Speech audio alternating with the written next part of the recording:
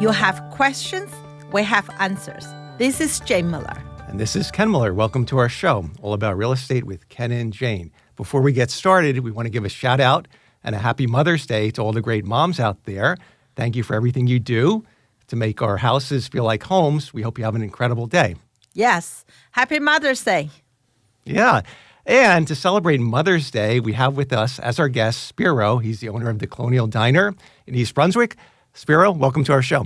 Welcome. Thank you for having me. Good morning. Happy Mother's Day to all the moms. If you're free today, we have a great menu at Colonial Diner just for moms. That's great. We'll be stopping in. Yes. Yep. I've been in business 17 years. I've been doing open house almost every year, Mother's Day. There's only 2 years I didn't do open house on Mother's Day, not because I want to take it easy. It's because no inventory, no house to sell, everything sold. Today, I have open house, but after open house, my family will definitely go there to celebrate. We'll be there 4:30 and 5 o'clock. See, you don't have to cook today. She gets a break. Yeah. I don't cook anyway. Oh, don't cook We're anyway. regular for Colonial Diner. Yeah, that's great. So what's on the menu for Mother's Day, the special day? We have a lot of, we have our regular menu so anybody can get burgers or eggs all day long. Okay. But we have a special menu with some great entrees for moms, including some wild seafood choices, a couple of steaks, chicken always, pasta. So we're very excited, as always, with Mother's Day, because we're one of few places that still keep our full menu. We don't change the prices to gouge for Mother's Day like some places do. So moms can come in, and if they want to eat breakfast at 5 o'clock, they can get breakfast at 5 o'clock. If they want to have steak at breakfast, they can have steak at breakfast. It's for moms. It's a special day, and we love Mother's Day, and it's our busiest day of the year. And we hope to see a lot of moms and a lot of families on Sunday. Yeah. I love the diners, right? And you can have breakfast anytime you want. So funny thing about me, and you can right? have steak in the morning if you want steak in the morning. I go there, right? So, I always get a menu, okay? I take time, read through the menu, and then I order the same thing, egg Benedict, same thing. And what else I love the omelets. Yeah, what I love there is the St. Patrick. Okay, so that cabbage dish, everything. Oh my God! I eat one meal. I don't have eat dinner. So yeah, that's really good. Good portion, beautiful food. St. Patrick's Day is crazy for corned beef, cabbage. Me too. Yeah, that's what I ordered. We were there for St. Patty's Day every too. year. Yeah, we sell a lot of corned beef, especially Reuben's. Our Reuben got written up in the Star Ledger as one of the best the guy has ever had. So, but on St. Patty's Day, we go through about 5 times the amount of corned beef, and the cabbage is yes, it's just amazing. And I can eat corned beef and cabbage 2-3 times a year, and I usually eat it on St. Patty's Day because we have it. But it's just beautiful day. Wonderful. The diner turns green on St. Patty's Day because you have so much cabbage around on the tables, right? That's really good. Yeah, exactly. Yeah. So tell us how your journey, how you got started in the food industry and with the Colonial Diner. And so we came to the United States in 1970. I was 9.5 years old. My uncle sponsored us. He had a diner in Hackensack, New Jersey called the Heritage Diner.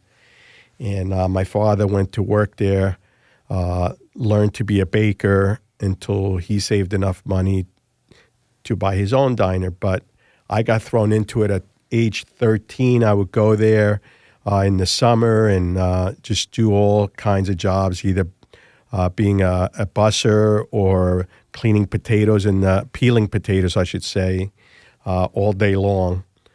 And I liked it. I graduated to becoming a server while I went to college, and I was going to college to become an accountant. But I didn't want to be an accountant. And I opened my first place at age 21. I had a luncheonette in Hackensack that was open Monday through Friday by the county courthouse. And I enjoyed dealing with people. It was something that I had in me. I love interacting. I always had an open kitchen where I can cook and talk to customers at the same time. And then from there, I just kept changing. I had a pizzeria, Italian restaurant for about 15 years. Then I had an Italian restaurant with a wine bar, which was my favorite place that I had. But it was limited to only dinner, didn't really do a lot of lunch. And I never wanted to go back to the diner business because I saw how hard my uncles worked and my dad worked and my brothers worked. And somehow in 2009, I met Konstantin Katsifis, and I thought he was selling a different place. Ended up at the end negotiating and buying the Colonial Diner, and just fell in love with it from day one. We have been there now since 2009.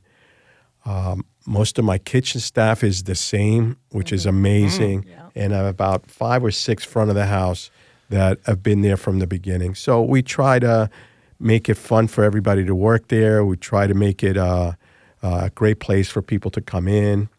And it's a big diner. We have 300 seats.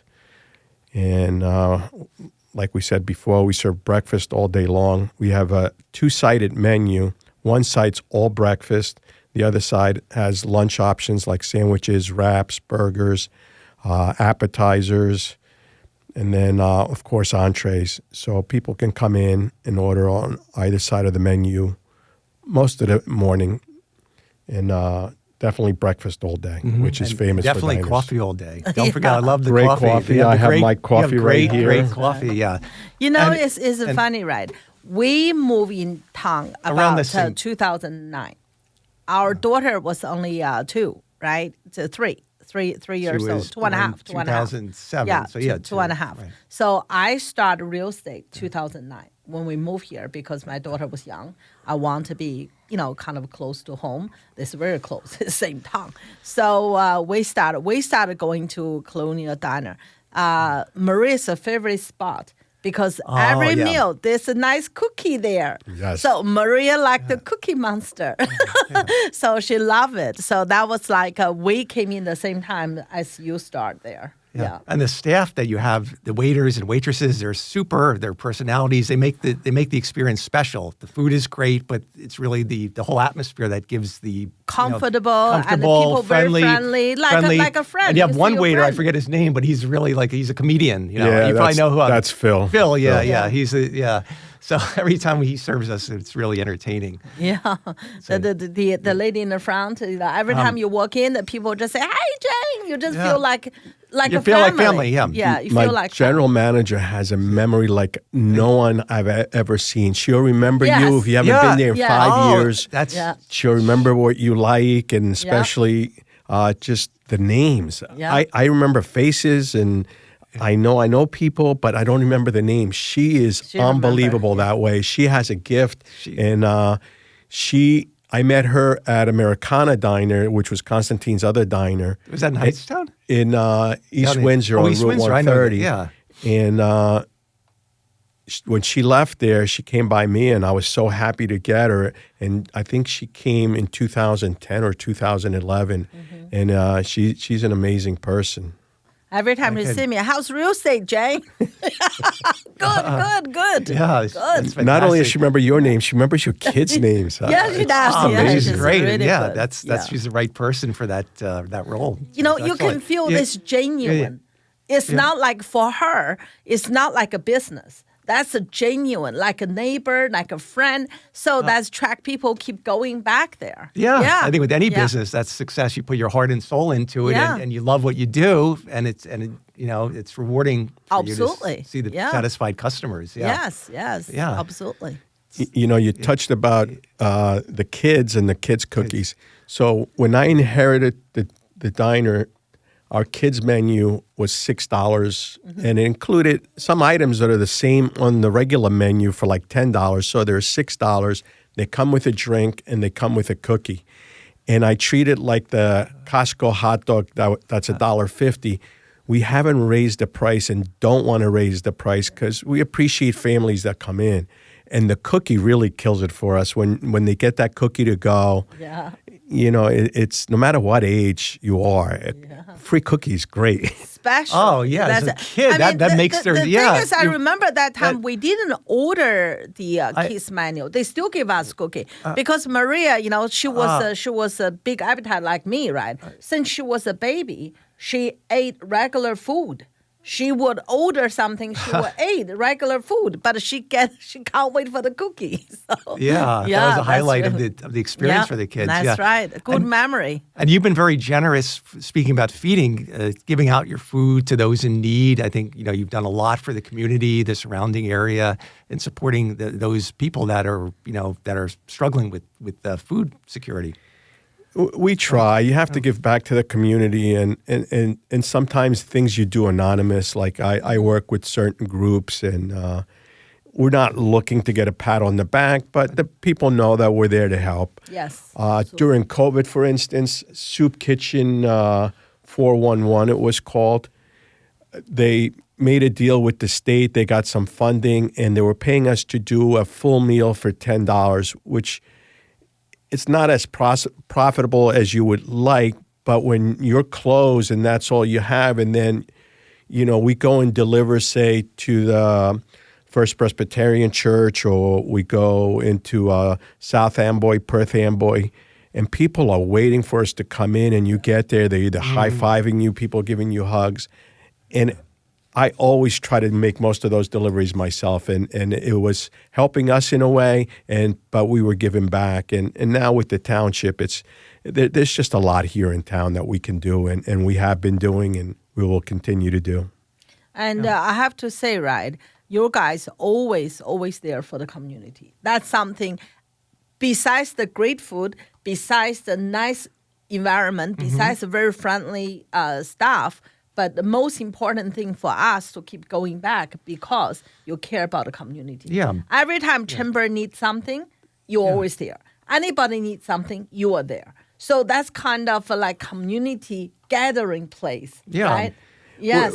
We like to say we've been your neighborhood diner since 1959, and being that, we do our business in this area, you have to give back. And I love sponsoring youth sports at the East Brunswick High School. If they ask, we always try to help. We do different fundraisers for them.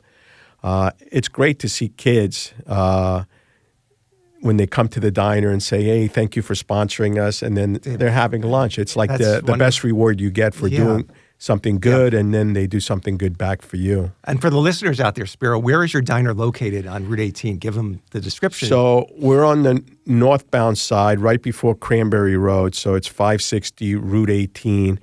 It's a big green diner with red lettering at night, which looks beautiful.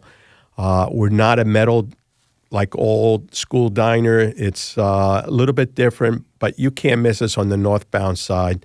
And again, we've been at that same location since 1959. And plenty of parking. It's never a problem. They got plenty of parking to accommodate the You can't miss visitors. it. You It's can't beautiful. miss it. Yeah. You can't miss it. Yeah. All right, we're going to take a quick break. We'll be right back after these messages. Okay, welcome back to our show. We're joined today by the owner, Spiro, of the Colonial Diner, located on the northbound lane of Route 18 in East Brunswick. Again, happy Mother's Day to all the great moms out there. We hope you enjoy your day. And stop over at the Colonial Diner if you have time. It'll be a great meal. So, Spiro, let's talk about your journey with the Colonial Diner. You've been the owner since 2009 and up till presently, to 2026. So there's been a lot of economic challenges. I mean, we had a recession, I think, around the 2009 era. Then we've had our ups and there's been bumps in the road, and with COVID. So there's a lot of during the times when the economy is challenged. Likewise, you have challenges running being any type of business owner. There's challenges in managing the staff, food pricing, and just ensuring the business stays successful. So I think my biggest challenge in my life was COVID. So every year since 2009, we had some growth, always some growth. Some years more than others. 2019 was the best year I had. We started 2020 with one of the mildest winters, because I remember I'm a numbers guy, so I always look at numbers. And we went through January and February without a snowstorm, and great 2 months. And then March was great. And then all of a sudden, COVID started hitting. We had gone away for a couple of days, and I started hearing back home in New Jersey, we were down in Nashville, that Governor Murphy at the time was thinking about shutting the state down. So we had gone down March 7th, and we were supposed to come back the 12th. I ended up coming back on the 9th. March 16th is when it was a Monday, he shut us down. So I had all my staff. So we thought it was going to be 2 weeks to a month. Yeah. But just the same, I called all the staff and I said, listen, we're going to shut down. We're not going to make any money, so there's not going to be any payroll. But you're welcome to take all the food that we have here. So all my staff came in and they filled their cars up, and it still didn't even take half the stuff away. So then we called, it was a total of 7 charities. They came, took the rest, or as much as they could, and there was still food there. Okay. So after about a month, we threw everything away, what was left or what we couldn't give away, or not even a month, after the second week. And then that's when the fear of, like, how long is this going to go on and what kind of damage will it do? And I'm thinking for myself, but I'm also part of the New Jersey Restaurant Association. I'm on the board, and we were talking about, how are we going to survive? So where I am, I have a nice spot, but it's a big property. I pay rent. I pay real estate taxes, which are almost as much as my rent. And that doesn't stop.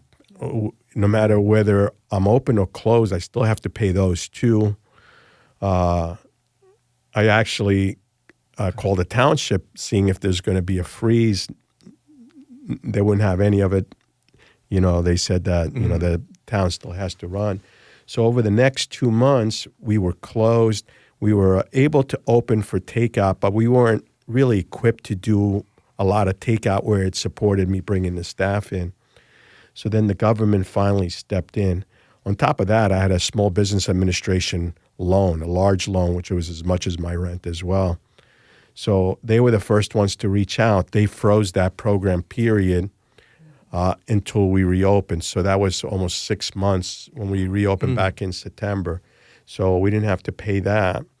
And then first we got payment protection plan for 2 months to keep us going. So there was different things that helped us out, but it really wasn't enough.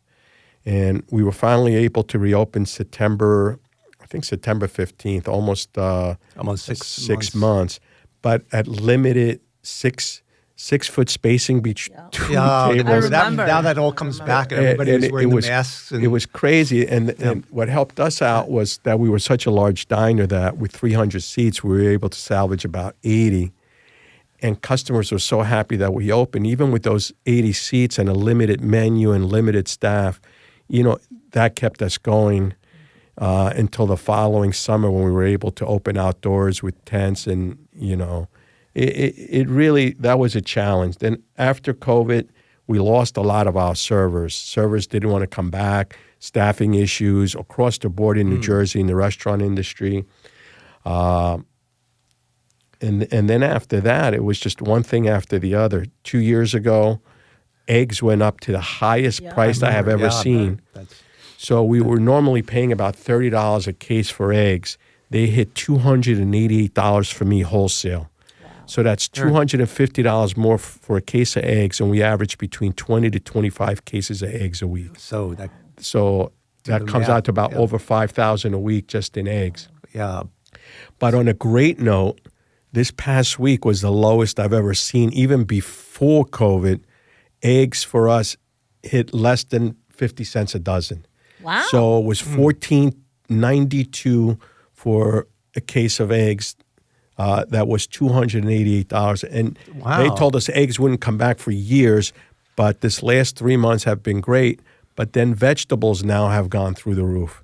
Tomatoes have tripled in price. Lettuce has doubled in price. And all the stuff that we do as vegetables can't explain how and why that is. But the one saving grace, like I said, is eggs, because we go through, because we're a breakfast place and breakfast all day, we go through a lot of eggs. So that kind of offsets the cost of everything else because we go through so many eggs. Yeah, that's true. Fortunately, at least the egg prices are down, so that can, like you said, that can neutralize the effects of the rising vegetable pricing. So yeah, there's always a challenge, right? When you get through one hurdle in life, it's like with any business. You survive COVID, you're rebounding strong, and then all of a sudden you hit the economic prices. The beef was up too. Very expensive. Meat has gone up, quite a bit. and it's still up. Yeah, very expensive. I think we're getting a lot of our beef from Canada. We actually have a lot of beef, but we export it out. So a lot of beef, even though it comes from within the country, we also buy a lot from Canada. So we lost that part. Steaks are at an all-time high. Very expensive. So we used to have sometimes 3 to 4 steaks on the menu. Now we're down to 2. And, it's one thing that when it goes up, it's slow to come down. Just like eggs were slow to come down, we feel that beef is going to come down, but no end in sight. And right before summer, for beef to be this high, I can think of only that it's going to get higher because people barbecue, the supply and demand in the summertime. Yeah. So do you see the Colonial Diner rebounding successfully since COVID? In other words, by 2022, 2023, you're kind of getting back to like the 2019, success We rates? did. What we learned after COVID was that we shortened our hours. At one point, when I first took over, we were open 6 a.m. till 11 o'clock at night during the week, and 12 o'clock at night on Friday and Saturday. During COVID, we were only open 8 to 8, and we kept that till 2021, and then we didn't open any earlier. We kept the 8 o'clock time, but we stay open later on the week, during the week and on the weekend. So now our hours are 8 a.m. to 9 o'clock at night, and 10 o'clock on Friday and Saturday, and it's worked out very well. And I totally agree, because East Brunswick is not really late night town. Everybody in the evening. I remember when Maria was younger, you go take her to the sport, you take her to the classes, you take her. That's really after 9 o'clock. Not many people on the street. Yeah. It used to be diners were open 24 hours a day. That was old, yeah. And I get a lot of people send me either a review that, a true Jersey diner should be open 24 hours.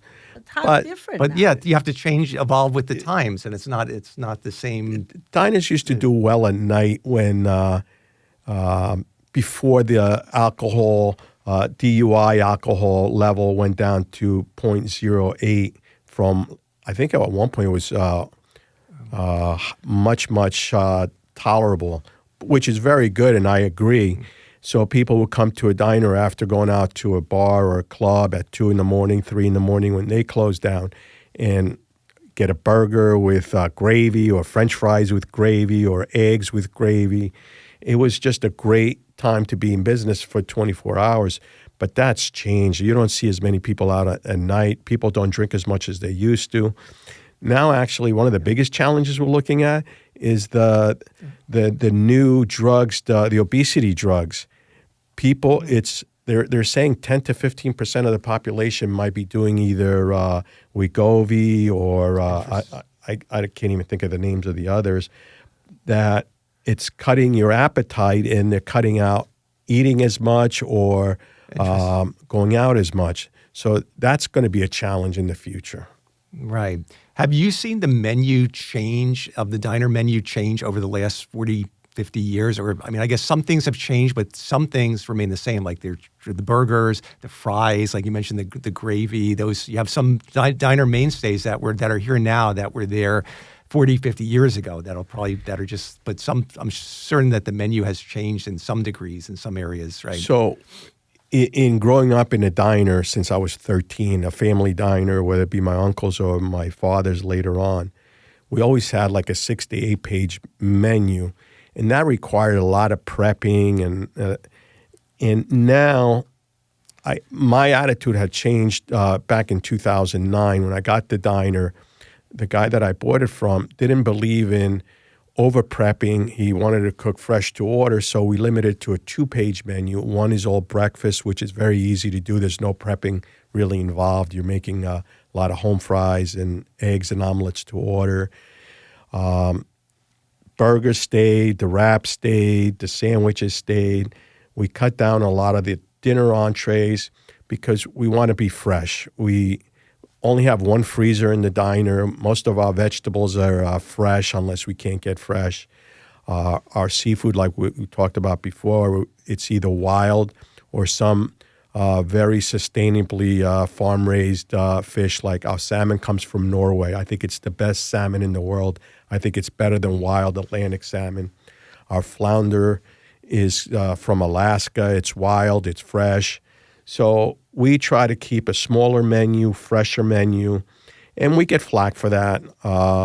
Other places still have a bigger menu, and when you go there, it isn't going to be as fresh, or you don't turn over a big menu like that. So you have to question sometimes the mentality of places having 300 or 400 items on their menu, because you can't actually have everything fresh. Yeah, you have to. I totally agree. I like your menu. I prefer this sort of menu. I think it's more manageable for the customer to come in there. You don't have otherwise some places you go to, you have a menu that looks like a book, and it's like a chore to go through it and say, how could all these things possibly be fresh if you're offering like 300? Not only that, Ken, most people probably going to order maybe 10% of that book anyway. Right. So it's unnecessary to have that many items. I think the menu today, as you said, people want to fresh. People want something simple.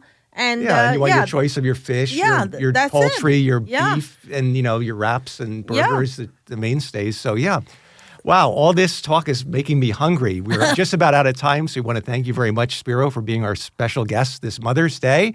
And once again, please give a shout out to your location, and let's get our listeners out there to visit you. So the one last thing I wanted to add, I meant to touch on it a little bit earlier. We're introducing a gluten-free menu with gluten-free bread and gluten-free buns. There are so many people have been asking. So we're going to start that right after Mother's Day, a limited gluten-free menu, because there's a lot of people that have been asking. But I wanted to thank you both for having me on the show. Happy Mother's Day to you. And I'm excited to see you on Sunday. And to everybody else out there, if you're around later today, we're open all day long till 9 o'clock, our regular hours, with a great menu for moms. Thank you again for having me. Definitely will be there. We'll be there. We'll be there after the open house. Yep, we'll see you around 4:35 p.m. We look forward to it. Happy Mother's Day to everyone, all the great moms out there. Have a great day. We'll see you next weekend. Thank you.